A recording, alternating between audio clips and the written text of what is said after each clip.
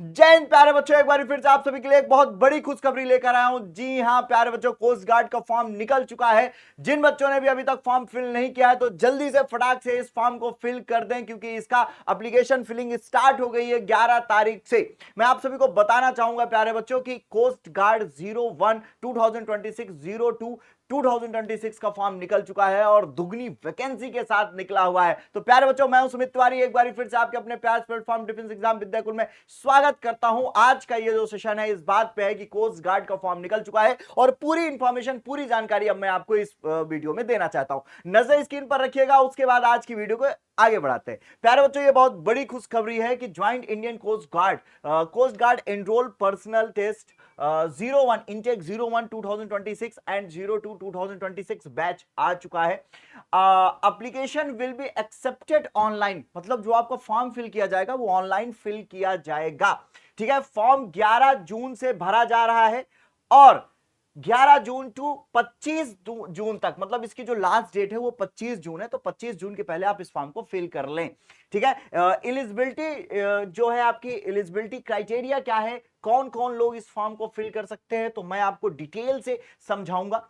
सबसे पहले मैं आपको बता रहा हूं कि online application are invited from male Indian citizens, educational qualifications and age as prescribed below. बेटा, आपकी एज क्या होनी चाहिए, एजुकेशनल क्वालिफिकेशन क्या होनी चाहिए, वो सब इसके नीचे डिटेल वाइज दिया हुआ है। मैं उसके बारे में इंफॉर्म कर रहा हूं। सबसे पहले एलिजिबिलिटी क्राइटेरिया पे अगर मैं चर्चा करूं तो एजुकेशनल क्वालिफिकेशन क्या होनी चाहिए सबसे पहले। तो बेटा, आपका जो फॉर्म आया हुआ है वो आया हुआ है नाविक जनरल ड्यूटी, मतलब नाविक जीडी का है, और एक डीबी का भी है, मतलब डोमेस्टिक ब्रांच का भी फॉर्म आया हुआ है। तो सबसे पहले अगर मैं आपसे बात करूं नाविक जनरल ड्यूटी की, तो नाविक जनरल ड्यूटी के लिए आप 12th पास आउट होने चाहिए, आपका मैथ सब्जेक्ट होना चाहिए और फिजिक्स, मतलब मैथ और फिजिक्स के साथ आप क्लास 12th पास आउट होने चाहिए अगर आप नाविक जनरल ड्यूटी मतलब जीडी का फॉर्म फिल कर रहे हैं तो। साथ ही बेटा, इसके साथ नाविक डोमेस्टिक ब्रांच को अगर आप फिल कर रहे हैं तो आप 10th पास आउट होने चाहिए। अगर आप 10th पास आउट है तो आप इस फॉर्म को फिल कर सकते हैं, नाविक डोमेस्टिक ब्रांच को। यांत्रिकी अगर फिल करते हैं इसमें भी आप 10 पास होने चाहिए, और educational board, counselling board for the school and diploma in electric mechanical electronics telecommunication engineering of education 3 से 4 year approved by all India council of. इस बार आपको डिप्लोमा वगैरह की भी जरूरत पड़ेगी और 10 पास की भी जरूरत है। अगली बात मैं आप सभी से कहूं, अब आगे चलते हैं। तो बेटा, यहां पर कह रहा है कि note list of equivalent diploma for recruitment इन यांत्रिकी कैडर इन इलेक्ट्रिकल मैकेनिकल। तो बेटा, ये इलेक्ट्रिकल मैकेनिकल के बारे में इन्होंने डिटेल्स दी है क्या क्या है, तो आपको उस पर नहीं जाना है, आपको फॉर्म फिल करना है नाविक का। ठीक है, आप नाविक जीडी या डीवी का फॉर्म फिल करिएगा। आगे अगर मैं आपको बताऊं, candidate are to fill marks of all subject as mention in their marksheet while filling the online application, मतलब आपको सभी मार्क्स, सारे सब्जेक्ट के मार्क्स फिल करने हैं जो आपके मार्कशीट में दिए हुए हैं जब आप फॉर्म को फिल करिएगा। ठीक है, अब बेटा ये कह रहे हैं कि जो कैंडिडेट्स है वो अप्लाई कर रहे हैं पोस्ट यांत्रिकी and not in processing of original diploma certificate prior stage second recruitment process, ये सारी डिटेल आपको दे रखा है। एज लिमिट, सबसे जरूरी बात यह कि एज लिमिट क्या होनी चाहिए। सबसे पहले मैंने आपको बताया फॉर्म कौन कौन सा आया है। फॉर्म आया नाविक जीडी जनरल ड्यूटी, नाविक डीबी डोमेस्टिक ब्रांच का आया हुआ है, तीसरी बात यांत्रिकी का फॉर्म आया हुआ है, और कौन कौन फिल कर सकता है, जो जीडी का फॉर्म है जनरल ड्यूटी, इसको 12th पास आउट भर सकता है, जो डीबी है डोमेस्टिक ब्रांच, इसको 10th पास आउट कर सकता है, यांत्रिकी में 10th पास प्लस डिप्लोमा होना चाहिए।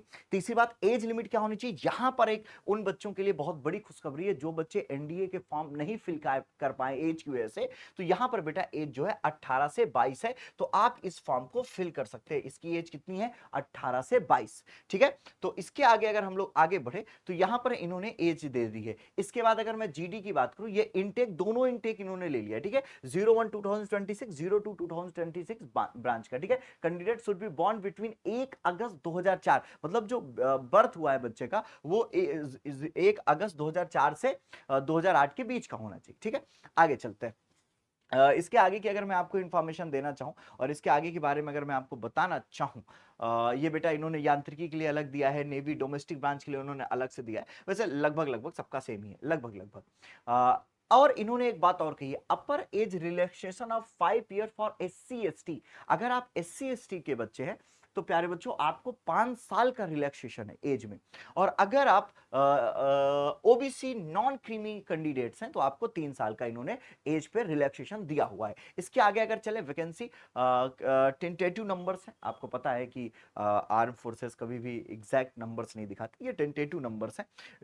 नाविक जनरल ड्यूटी में बेटा अनरिजर्व मतलब कि जनरल का जो वैकेंसीज है वो 99 है, ईडब्ल्यूएस की 25, ओबीसी की 65, एससी की 46, एसटी की 25, टोटल 260 वैकेंसीज आई हैं। यांत्रिकी की बेटा टोटल 30 है, यांत्रिकी मैकेनिकल की 30 है, इलेक्ट्रिकल की 11 है और इलेक्ट्रॉनिक्स की 19 है। ये वैकेंसी डिटेल है। साथ ही मैं आपको बताना चाहूंगा नाविक जनरल ड्यूटी में ये जीडी और डोमेस्टिक दोनों में अलग अलग कितनी ब्रांचें आई हैं वो मैं बताना चाहूंगा। 104 है, मतलब जनरल ड्यूटी में बेटा 260 पोस्ट है और डोमेस्टिक में 50। इसके आगे अगर मैं आपको लेके चलूं और आपको बताना चाहूं और समझाना चाहूं तो जोन वाइज इन्होंने इसके बारे में बताया, ये सारी डिटेल मैं आपको दे दूंगा। सेंट्रल इसका मध्य प्रदेश, झारखंड, छत्तीसगढ़, बिहार, ठीक है, जोन वाइज इन्होंने दे रखा है, सिलेक्शन प्रोसेस इन्होंने दिया हुआ है। जो भी इंपॉर्टेंट चीजें वो मैं आपको डिटेल वाइज बता रहा हूं। स्टेज 1 जो होगा बेटा वो computer based online examination, stage 1 क्या होने वाला है, कंप्यूटर बेस्ड ऑनलाइन एग्जामिनेशन होगा। इसके बाद डॉक्यूमेंट्स वेरिफिकेशन होंगे, ठीक है, पहले क्या है बेटा आपका ऑनलाइन एग्जामिनेशन होगा, फिर डॉक्यूमेंट्स वेरिफिकेशन होंगे। इसके बाद बेटा डॉक्यूमेंट्स में क्या क्या लेके जाना, बायोमेट्रिक रिगार्डिंग, इसके रिगार्डिंग इन्होंने बात की। अब यहां पर देखो the candidate has to take following test depending on post applied, आपने जो पोस्ट अप्लाई किया है उसके अकॉर्डिंग आपको टेस्ट देना है। जैसे एग्जांपल के तौर पे मैं बताऊं आपको, अगर आपने नाविक डीबी का फॉर्म भरा है मतलब डोमेस्टिक ब्रांच का फॉर्म भरा हुआ है तो आपको रिटन टेस्ट सेक्शन 1 देना है, सिर्फ आपको सेक्शन 1 देना है। सेक्शन 1 का पासिंग मार्क्स क्या है 30, अनरिजर्व ईडब्ल्यूएस ओबीसी, जो अनरिजर्व मतलब जनरल ईडब्ल्यूएस और ओबीसी जो क्रीमी लेयर वाले हैं उनके लिए creamy non creamy I think दोनों को इन्होंने मेंशन किया है, उनको 30 नंबर चाहिए और जो एससी एसटी है उनको 27 नंबर चाहिए, आई थिंक 60 नंबर का ये पेपर होता है। दूसरी बात बेटा जिन्होंने नाविक जीडी का फॉर्म भरा है, जनरल ड्यूटी का फॉर्म भरा है, उन्हें सेक्शन 1 और सेक्शन 2 दोनों देना है। अच्छा सेक्शन 1 और सेक्शन 2 में डिफरेंस क्या है मैं भी क्रिएट करता हूं। सेक्शन 1 का फॉर्म सेक्शन 1 का पेपर जीडी वाले देंगे, साथ ही सेक्शन 2 का भी देंगे जहां मैथ और फिजिक्स 11th और 12th की आएगी। समझ गए, जो अगर आप एनडी की तैयारी कर रहे थे नहीं भर पाए तो उनके लिए तो ये लॉटरी सा है ना, उनका बहुत आसानी से हो जाता है। तो अब यहां पर क्या होगा ध्यान से समझना, पासिंग मार्क्स क्या होने चाहिए 30 + 20 50 अनरिजर्व ईडब्ल्यूएस ओबीसी के लिए होने चाहिए। दूसरी बात 27 + मतलब 30 नंबर उनको चाहिए सेक्शन 1 में और 20 नंबर चाहिए सेक्शन 2 पे, समझ पा रहे, मतलब ये जो जनरल ओबीसी ईडब्ल्यूएस है उनको 30 नंबर सेक्शन 1 में पाना चाहिए, अगर उन्होंने जीडी फॉर्म भरा 20 नंबर सेक्शन 2 में पाना चाहिए। अभी सेक्शन 1 2 डिटेल से मैं एक्सप्लेन करूंगा। और साथ ही जो एससी एसटी उनको पहले में 27 दूसरे में 17 नंबर, मतलब टोटल 44 मार्क्स चाहिए।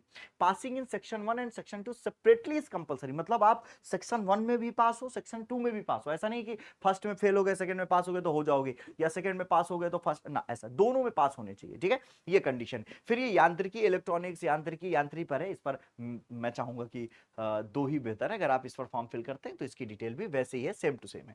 इसमें भी आपको दोनों सेक्शन सेक्शन 1 और सेक्शन 3 एक अलग से सेक्शन है, क्योंकि ये मैथ फिजिक्स जीडी वाली नहीं देंगे, इनके लिए अलग से सेक्शन बना हुआ है, ठीक है। इलेक्ट्रॉनिक्स का अलग से है, इलेक्ट्रिकल का अलग से है, मैकेनिकल का अलग से है। इसके बाद बेटा सेक्शन 1, अब ध्यान सुनो, detail wise vacancy written examination, ये बहुत डिटेल बात है, ध्यान से सुनना। अब इन्होंने कहा है कि अगर सेक्शन 1 में बेटा मैक्सिमम 60 मार्क, जो सेक्शन 1 है बेटा 60 नंबर का होगा, सेक्शन 1 60 नंबर का होगा। Subject wise allocation of subject, math के 20 क्वेश्चन होंगे, साइंस के 10 होंगे, ठीक है बेटा, समझ गए। मैंने आपको क्या समझाया, मैंने आपसे कहा सेक्शन 1 जो होगा उस टोटल 60 मार्क्स का होगा, जहां पे मैथ्स के बेटा 20 क्वेश्चन आने वाले हैं और साइंस के बेटा 10 क्वेश्चन आने वाले हैं, मतलब टोटल 30 क्वेश्चन होंगे, एक क्वेश्चन 2 नंबर का होगा। इसके आगे की बात बताऊं, पासिंग मार्क्स 30 है, मैंने जैसा कि बताया एससी एसटी के लिए 27 है। सिलेबस बेटा 10th का सिलेबस होगा, ये जो मैथमेटिक्स आएगी वो 10th वाली आएगी सेक्शन 1 पे, और ये जो साइंस है बेटा वो भी 10th के स्टैंडर्ड की आएगी, मतलब जो मैथ्स है मतलब जहां पे प्रॉफिट लॉस है ना, वर्क वगैरह ये सारे क्वेश्चंस होंगे जो आप पढ़ते हो।